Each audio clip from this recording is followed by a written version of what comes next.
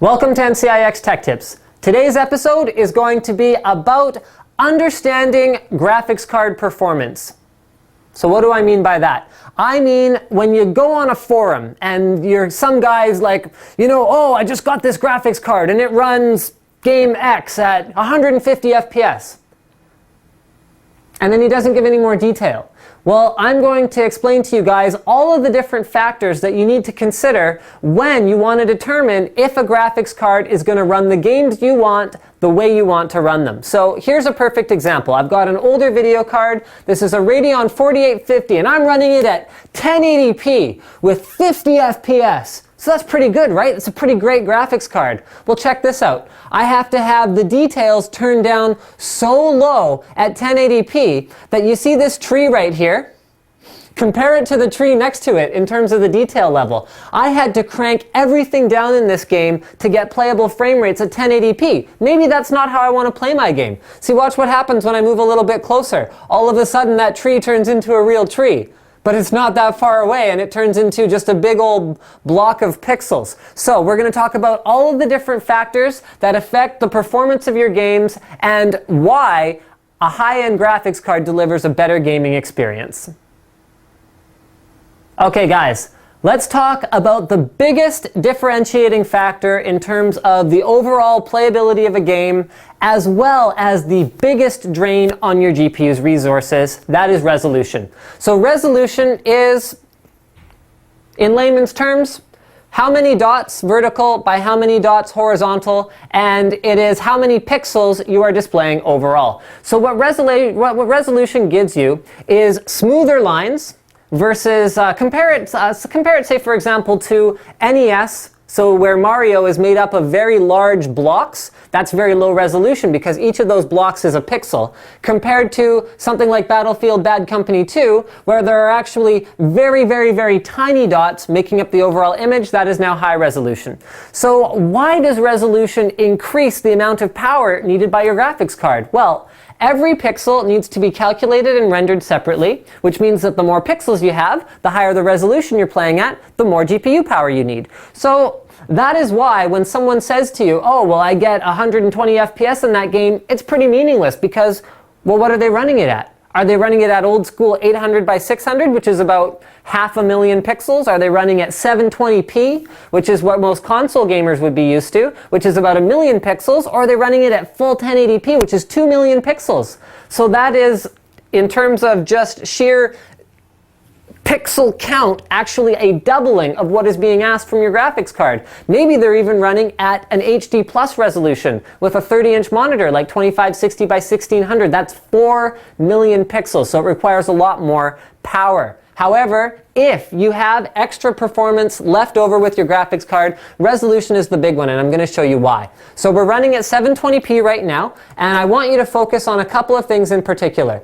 One of them is, here, if I can just get away from this smoke a little bit. That's actually pretty annoying. Okay, there we go. So one of them is this telephone wire. Can you see in the telephone wire, especially as it sways in the wind, that it turns into a staircase? That's because of lower resolution. I'm running at only 720p right now. Same thing with this tree right here. You can see that the leaves, instead of having any real definition, especially up here at the top, just look like kind of a blocky blob. So let's go ahead and change it to 1080p. Which, like I said, isn't even the highest resolution you can run at. And resume the game. And let's look at the same image again.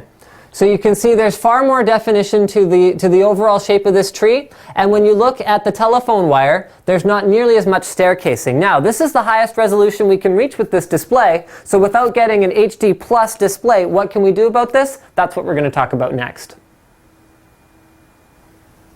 So what Cameraman and I discovered is that in Battlefield Bad Company 2, there actually isn't a dramatic impact on the overall image quality of the game from turning textures up, nor is there a dramatic impact from turning up the overall level of detail. Now, one thing we did notice a big difference from was the effects setting. So you can see here, let's have a look at the smoke in particular. Now, effects can be any number of things. It can be physics, it can be smoke, it can be explosions, but having a higher level of effects is going to make smoke appear more billowy and less sort of like a segmented caterpillar.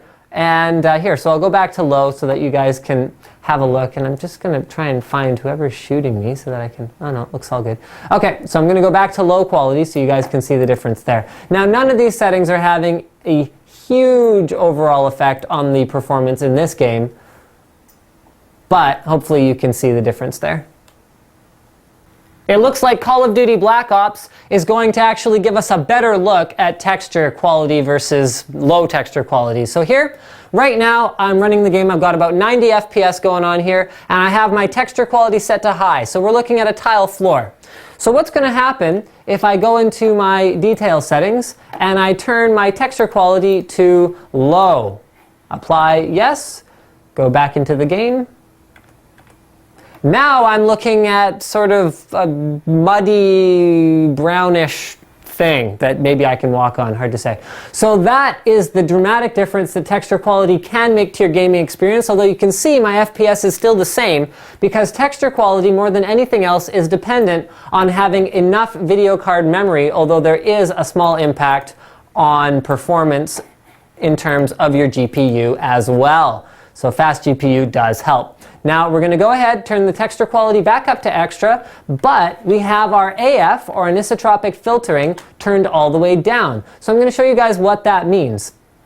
Now the textures up close look about as good as they're going to get. We can see the carpet, we can see the tiles, but what about far away?